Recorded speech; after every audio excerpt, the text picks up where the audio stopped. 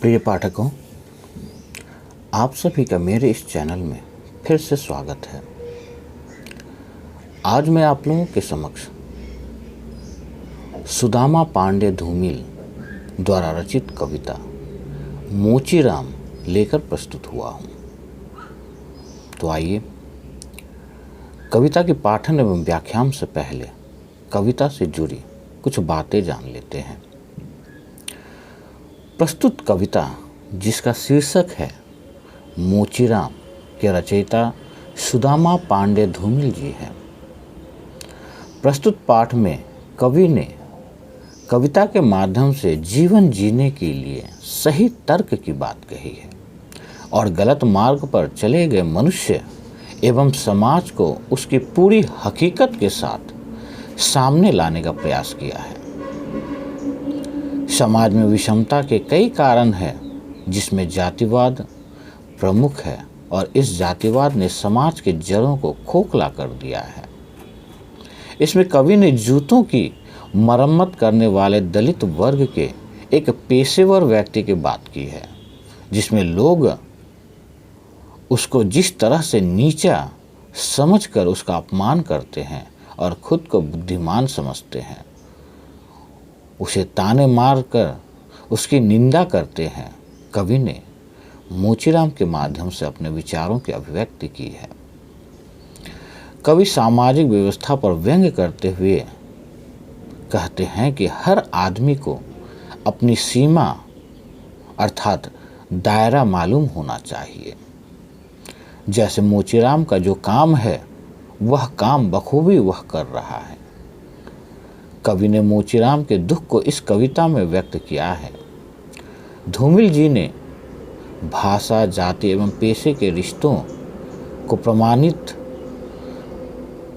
करने के साथ साथ उनकी प्रामाणिकता भी दी है। तो आइए कविता के पाठन एवं व्याख्यान की ओर बढ़ते हैं। रौपी से उठी हुई आँखों ने मुझे क्षण भर टटोला और फिर जैसे पतियाए हुए स्वर में वह हंसते हुए बोला, बाबूजी सच कहूँ, मेरी निगाह में एक न कोई छोटा है न कोई बड़ा है। मेरे लिए हर आदमी एक जोड़ी जूता है जो मेरे सामने मरम्मत के लिए खड़ा है। तो आइए इन पंक्तियों के प्रसंग की ओर बढ़ते हैं।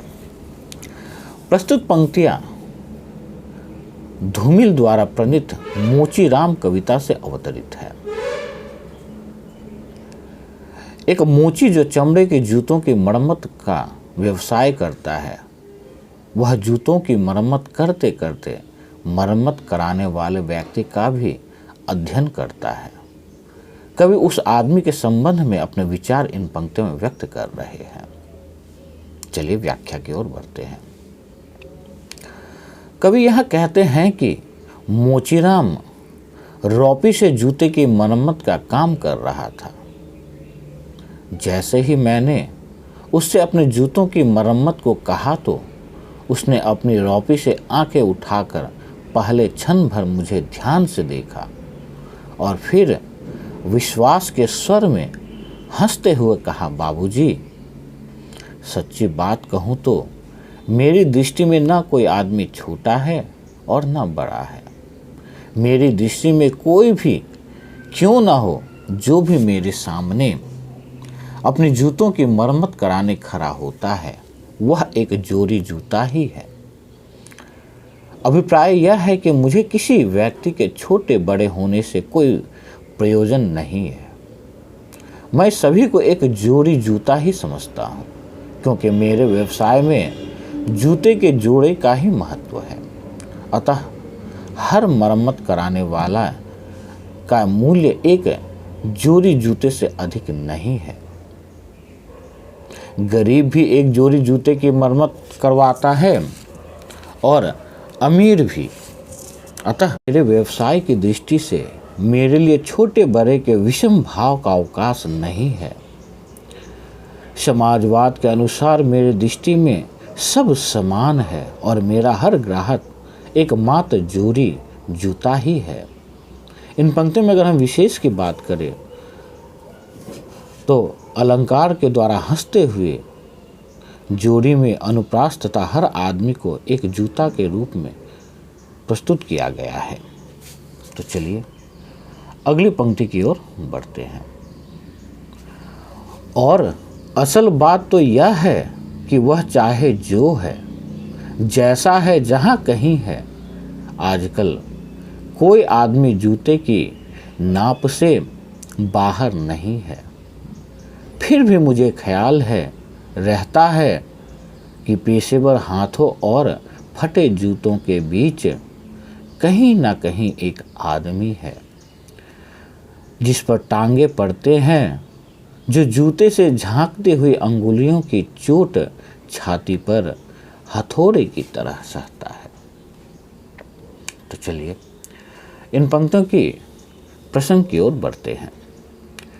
इन पंक्तियों में कवि का मोचीराम आदमी को जूते के नाप में समाविष्ट कर रहा है। टांगे जूते में नहीं, आदमी में ही लगते हैं। जूते पर पड़ी चोट आदमी की छाती पर ही पड़ती है। कवि ने ये भाव इन पंक्तियों में इस प्रकार व्यक्त किए हैं। तो चलिए पंक्तियों की व्याख्या करते हैं। प्रस्तुत पंक्तियों में कवि का मोचीराम कहता है कि बाबूजी, वास्तविकता तो यह है कि जो भी व्यक्ति जूतों की मरम्मत कराने आता है, वह चाहे जो कुछ भी हो, जहाँ रहता हो, चाहे जैसा हो, आजकल वह जूते के नाप से बाहर नहीं है। सब जूते की नाप में ही समा रहे हैं। छोटे और बड़े सभी के जूतों का नाप एक ही है, क्योंकि मरम्मत के पैसे एक जोड़ी जूतों के हिसाब से लिए जाते हैं। फिर भी जूतों की मरम्मत करते समय मुझे हर समय ध्यान रहता है कि इन व्यवसायी हाथों और फटे हुए जूतों के मध्य कहीं ना कहीं संख्या में एक आदमी का भी अस्तित्व है। वस्तुतः टाँके जूते में नहीं, आदमी में ही लगते हैं।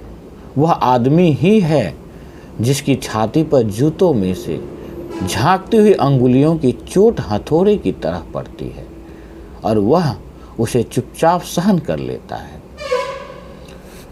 जूते वाले का अपने जूतों से इतना तादाद में होता है कि जूतों में लगे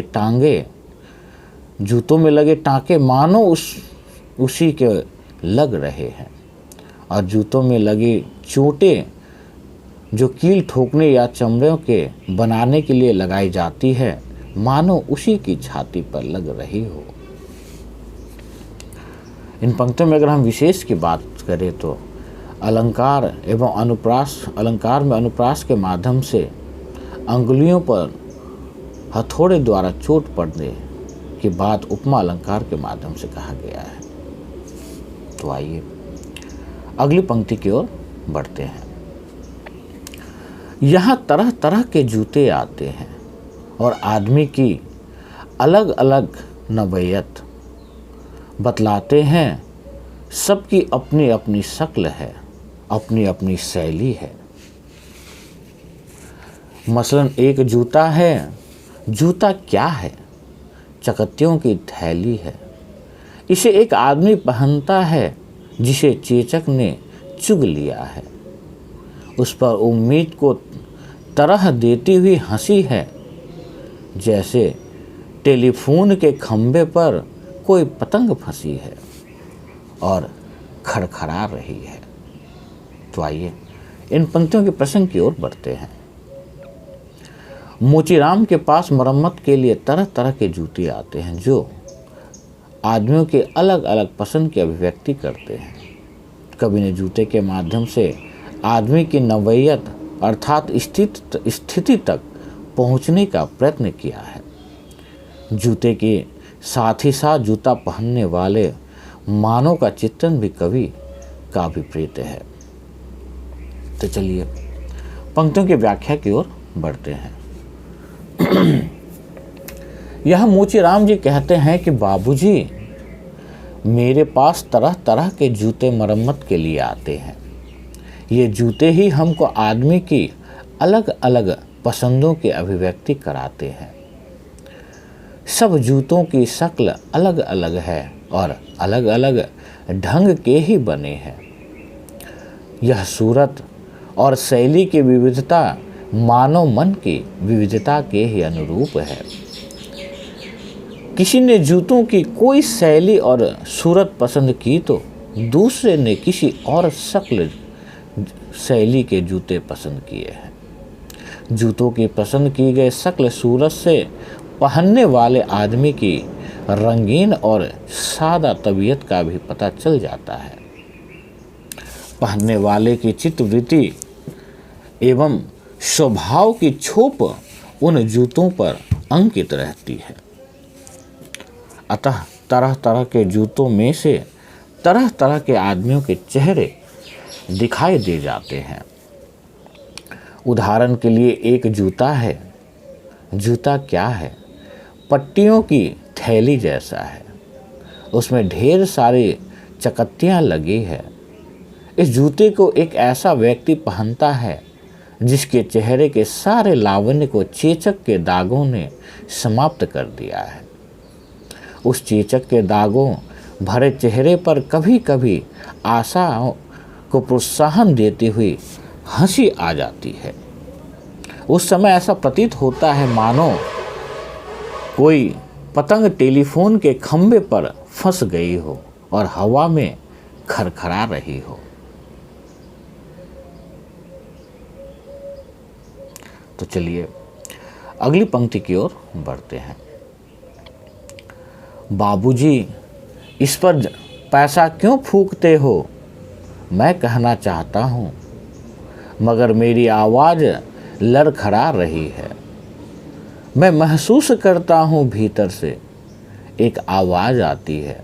कैसे आदमी हो? अपनी जाति पर थूकते हो? आप यकीन करें, उस समय मैं चकत्तियों की जगह आंखें ताकता हूँ और पेशे में पड़े हुए आदमी को बड़ी मुश्किल से निभाता हूँ। तो आइए इन पंक्तियों के प्रसंग की ओर बढ़ते हैं। यहाँ एक व्यक्ति मरम्मत के लिए ऐसे जूते लाता है जिसमें चकत्तियाँ ही चकत्तियाँ लगी है। जूते चलते चलते इतने जीर्ण हो चुके हैं कि अब उन पर पैसा लगाना व्यर्थ हो गया है। किंतु आदमी है कि उसकी मरम्मत कराए ही चला जा रहा है। इन विचारों को कवि धूमिल ने अपनी कविता मोचीराम की इन पंक्तियों में निम्न प्रकार से व्यक्त किया है। तो चलिए पंक्तियों की व्याख्या की ओर बढ़ते हैं। प्रस्तुत पंक्तियों में कवि कहते हैं कि चकत्तियाँ लगे जूतों को देखकर मोचीराम अपने ग्राहक से कहना चाहते हैं कि बाबूजी, आपके ये जूते तो बस अब जवाब दे चुके हैं। आप इनकी मरम्मत में इतना पैसा क्यों फेंक रहे हैं? किंतु कहते कहते उसकी आवाज़ लड़खड़ा जाती है और उसे अनुभव होता है जैसे कि उसने अंतस से आवाज़ आती है और कहती है कि अरे, तुम कैसे विचित्र आदमी हो जो अपने ही सजातीय व्यक्ति से घृणा कर रहे हो। समाज में जो स्थान जूते का है वही एक मोची का भी है। इस तरह यह जीर्ण शीर्ण जूता ही तो तुम्हारा सजातीय है जिसे तुम इस तरह अपमानित कर रहे हो। मोचीराम कहते हैं, आप विश्वास कीजिए, उस समय मैं जूते पर चकत्तियाँ टाकने के बजाय आंखें ताकने लगा हूँ और अपने जूता मरम्मत के व्यवसाय में फंसे व्यक्ति का धर्म बड़ी कठिनाई से निर्वाह कर पाता हूँ। तो चलिए अगली पंक्ति की ओर बढ़ते हैं। एक जूता और है जिससे पैर को नांग कर एक आदमी निकलता है। सैर को न वह अक्लमंद है न वक्त का पाबंद है। उसकी आंखों में लालच है, हाथों में घड़ी है उसे जाना कहीं नहीं है, मगर चेहरे पर बड़ी हड़बड़ी है। न कोई बनिया है या बिसाती, मगर रोब ऐसा हिटलर का नाती है। इसे बाध्यो उसे काट्यो, हियाँ ठोक्यो वहाँ पीटियो, घिस्सा दो ऐसा चमकाओ, जूते को एना बनाओ। ओफ, बड़ी गर्मी है। रुमाल से हवा करता है, मौसम के नाम पर बिछुड़ता है, सड़क पर आतियों जातियों को बानर की तरह घूरता है। गरज यह कि घंटे भर खटवाता है। तो आइए पंक्तियों के प्रसंग की ओर बढ़ते हैं। कविता की इन पंक्तियों में मोचीराम ने एक नखरेबाज पंजाबी के एक जोड़े जूते की मरम्मत की बात कही है। उसका कटु अनुभव इन पंक्तियों में व्यक्त है। पंजाबी एक वर्ग प्रतिनिधि पात्र है, अतः इन पंक्तियों में कवि ने पंजाबी के रूप में आदमी के ही एक वर्ग की अभिव्यक्ति की है। तो आइए पंक्तियों की व्याख्या करते हैं। इन पंक्तियों में मोचीराम कहता है कि एक अन्य उदाहरण है एक जूते की मरम्मत कराने वाले का। एक जूता और मरम्मत कराने आया है। इस जूते को पैरों में पहनकर एक आदमी सैर को निकला है। देखने से पता चलता है कि यह आदमी न तो बुद्धिमान ही है दिखाई देता है और न समय का पालक ही है। देखने से आंखें इनकी लाल सी दिखाई देती है, अर्थात कंजूस प्रकृति का है। हाथ में उसके घड़ी बांधी है। वैसे उसे कहीं नहीं जाना है, पर उसके चेहरे से उतावलापन दिखाई दे रहा है। या तो वह कोई बनिया है या बिसाती, अर्थात चूड़ियाँ और खिलौने बेचने वाला व्यवसायी है। फिर भी ऐसा रौब दिखा रहा है जैसे कि जर्मनी के तानाशाह हिटलर का नाती हो, क्योंकि हिटलर यदि होता तो इस व्यवसाय का व्यक्ति उसकी नाती की पीढ़ी में ही होता। वह कहता है, इस जूते को बांधो, इस जूते को काटो, यहाँ ठोको वहाँ पोटो, घिस्सा देकर ऐसा चमका दो कि जूते को दर्पण बना दो। उफ, बड़ी गर्मी है।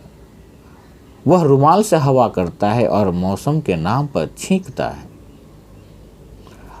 आने जाने वाली स्त्रियों को बंदर की तरह घुर घुर कर देखता है।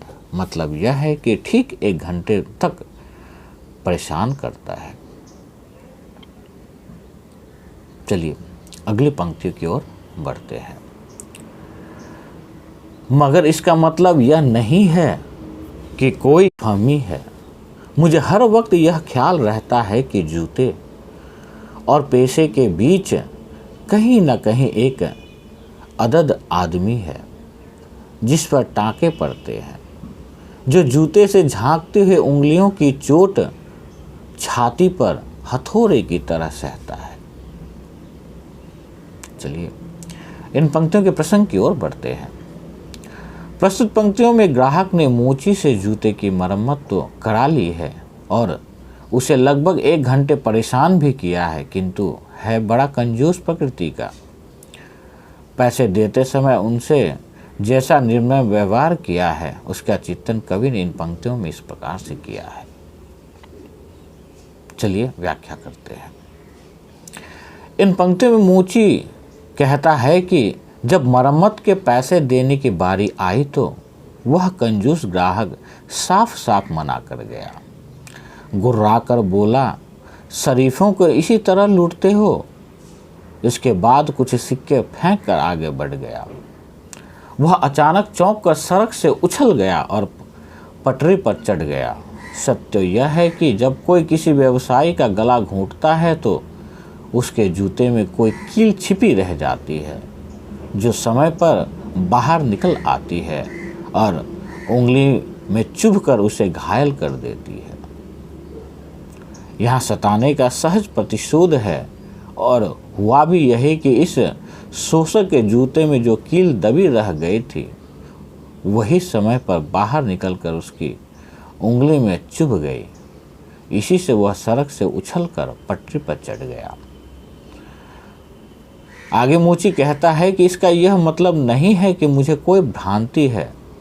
मुझे हर समय ध्यान रहता है कि जूते तथा व्यवसाय के मध्य एक आदमी का अस्तित्व अवश्य है, जिस पर टाँके पड़ते हैं और जूते से झांकती उंगलियों की चोट जिसकी छाती पर हथौड़ी की चोट जैसी पड़ती है, वह बेचारा इसे सहन कर जाता है।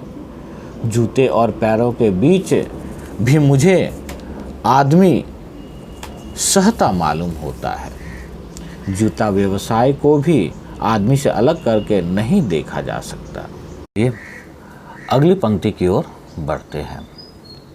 और बाबूजी, असल बात तो यह है कि जिंदा रहने के पीछे अगर सही तर्क नहीं है तो रामनामी बेचकर या रंडियों की दलाली करके रोजी कमाने में कोई फर्क नहीं है। और यही वह जगह है जहां हर आदमी अपने पेशे से छूटकर भीड़ का टमकता हुआ हिस्सा बन जाता है।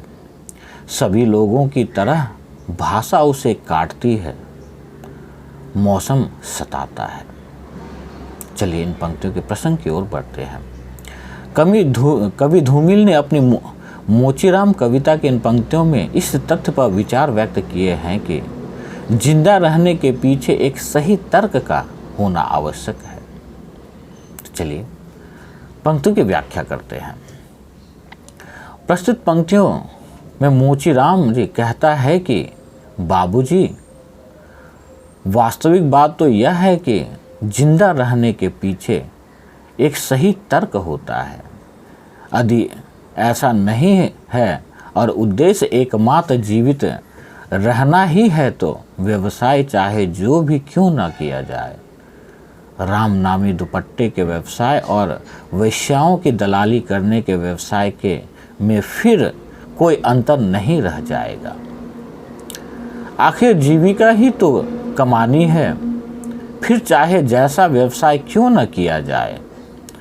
वरन ऐसी स्थिति एकमात्र ऐसा अवसर देती है जबकि हर आदमी अपने अपने व्यवसाय को छोड़कर एक भीड़ का चलता फिरता हिस्सा बन जाता है। सभी लोगों की तरह उसके भी भाषा काटने लगती है और उसे भी मौसम सताने लगता है। तो चलिए अगली पंक्तियों की ओर बढ़ते हैं। अब आप इस बसंत को ही लो, यह दिन तो तांत की तरह तानता है। पेड़ों पर लाल पत्तों के हजारों सुखतल्ले धूप में सीझने के लिए लटकाता है। सच कहता हूँ, उस समय रौपी की मूड को हाथ में संभालना मुश्किल हो जाता है। आँख कहीं जाती है, हाथ कहीं जाता है। मन किसी झुझलाए हुए बच्चे सा काम पर आने से बार बार इनकार करता है। लगता है कि चमड़े की शराफत के पीछे कोई जंगल है जो आदमी पर पेड़ से वार करता है। चलिए पंक्तियों के प्रसंग की ओर बढ़ते हैं। व्यवसाय के सही चुनाव के बिना क्या स्थिति होगी, इसका लेखा जोखा कवि धूमिल ने अपनी मोचीराम रचना के इन पंक्तियों में इस प्रकार किया है। तो चलिए पंक्तियों की व्याख्या करते हैं। प्रस्तुत पंक्तियों में कवि कहते हैं कि उदाहरण के लिए बसंत ऋतु को ही ले लीजिए। बसंत ऋतु में दिन तात की तरह तनकर बड़े हो जाते हैं। बसंत वृक्षों पर लाल लाल पत्तों के रूप में जूते के नीचे के तले धूप में पकने या गलने के लिए लटका देता है। मोचीराम कहता है कि उस समय रौपी की मूड हाथ में संभालना कठिन हो जाता है, अर्थात किसी भी काम को करना कठिन हो जाता है। आँख कहीं देखती है और हाथ कहीं पड़ते हैं। मन भी खींचे हुए बच्चे की तरह काम करने से बार बार मना कर देता है। ऐसा प्रतीत होता है कि चमड़े की बाहरी सज्जनता के पीछे बर्बरता का ऐसा जंगल है जो आदमी पर वृक्षों से प्रहार करने के विनाश किए जा रहे हैं। तो चलिए अगली पंक्ति की ओर बढ़ते हैं। और यह चौंकने की नहीं, सोचने की बात है, मगर जो जिंदगी को किताब से नापता है, जो असलियत और अनुभव के बीच खून के किसी कमजात मौके पर कायर है, वह बड़ी आसानी से कह सकता है कि यार तू मोची नहीं शायर है। असल में वह एक दिलचस्प गलतफहमी है का शिकार है, जो वह सोचता कि पेशा पर जाति है और भाषा पर आदमी का नहीं, किसी जाति का अधिकार है। तो चलिए पंक्तियों के प्रसंग की ओर बढ़ते हैं। प्रस्तुत पद्यांश में कवि धूमिल ने अपनी मोचीराम कविता में बर्बरता के विरुद्ध अपने विचार व्यक्त किए हैं। तो चलिए पंक्तियों की व्याख्या करते हैं। यहाँ मोचीराम कहता है कि यह चौंकने की बात नहीं है कि इस शराफत के पीछे ऐसा जंगलीपन क्यों है, यह विचार करने की बात है। किंतु जो व्यक्ति जीवन को एकमात्र किताबी सिद्धांतों से नापता है और उसके व्यवहारिक पक्ष पर विचार नहीं करता, वह वास्तविकता और जीवन के अनुभूति के बीच खून देने के आवश्यक अवसर पर भी कायर बन जाता है। वह बड़ी सरलता से कह सकता है कि यार वास्तव में तू मोची नहीं है, एक कवि है। जो ऐसा कह सकता है वह वास्तव में एक रुचिकर भ्रांति का शिकार है।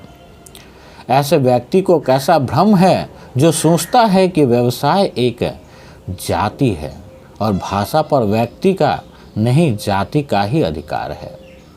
वस्तुतः व्यवसाय और भाषा दोनों ही व्यक्तिगत है, इन पर किसी का अधिकार नहीं है। तो चलिए अगली पंक्तियों की ओर बढ़ते हैं। जबकि असलियत है यह है कि आग सबको जलाती है, सच्चाई है, सबसे होकर गुजरती है। कुछ है जिन्हें शब्द मिल चुके हैं, कुछ है जो अक्षरों के आगे अंधे हैं। वे हर अन्याय को चुपचाप सहते हैं और पेट की आग से डरते हैं। जबकि मैं जानता हूँ कि इनकार से भरी हुई एक चीख और एक समझदार चुप, दोनों का मतलब एक है। भविष्य गढ़ने में चुप और चीख अपनी अपनी जगह एक ही किस्म से अपना अपना फर्ज अदा करते हैं। तो चलिए इन पंक्तियों के प्रसंग की ओर बढ़ते हैं। जो निरक्षर एवं विवश हैं वे ही अन्याय के अधिक शिकार होते हैं। इस तथ्य का इन पंक्तियों में कवि ने उद्घाटन किया है। तो चलिए पंक्तियों की व्याख्या करते हैं। यहाँ कवि कहते हैं कि वास्तविकता यह है कि आग सबको ही जलाती है। यह सत्य सब जानते हैं कि, किंतु अंतर इतना ही है कि कुछ लोग बोलकर अपने शब्दों में अपनी व्यथा और सत्य को कह सकते हैं, जबकि जो अक्सर भी नहीं जानते, शब्द ज्ञान का तो कहना ही नहीं, वे हर अन्याय को मौन होकर सहन कर जाते हैं और पेट की आग से बहुत भयभीत रहते हैं। उनके सामने जीविका एक भयंकर समस्या बन जाती है। मैं जानता हूँ कि इनकार करने वाले चीख और समझदारी का शांत मौन दोनों का ही एक अभिप्राय है, क्योंकि दोनों में ही व्यथा छिपी है। वस्तुतः भविष्य के निर्माण में मौन रहने वाला और चीखने वाला दोनों ही समान रूप से भागीदार है। दोनों ही अपने अपने स्थान पर यथा समय अपने अपने कर्तव्य का पालन करते हैं। तो चलिए अगली पंक्ति की ओर बढ़ते हैं। मगर नामा देते वक्त साफ नट जाता है। शरीफों को लूटते हो मग गुर्राता है और कुछ सिक्के फेंक कर आगे बढ़ जाता है। अचानक सिंगूर से आता है और पटरी पर चढ़ जाता है। इस उदाहरण के माध्यम से कवि ने बहुत ही सुंदरता से उन व्यक्तियों के बारे में कहा है कि अपना काम निकालने के बाद कुछ शोषण वर्ग, उच्च वर्ग किस प्रकार से निम्न वर्ग के लोगों को सताते हैं। इस उदाहरण के माध्यम से कवि ने इस कविता के पूरी विशेषता को उकेर दिया है। प्रस्तुत कविता में कवि का उद्देश्य समाज में दलित, शोषित, पीड़ित और दुखी जनों के प्रति समाज का ध्यान आकर्षित करना और उनकी पीड़ा को वाणी देना है, जिसे कवि ने इस प्रकार के विभिन्न उदाहरणों के माध्यम से दर्शाया है। इस प्रकार मैं आशा करता हूँ कि मेरा यह व्याख्यान आप लोगों के लिए सार्थक सिद्ध हो। एवं आज के लिए इतना ही। धन्यवाद।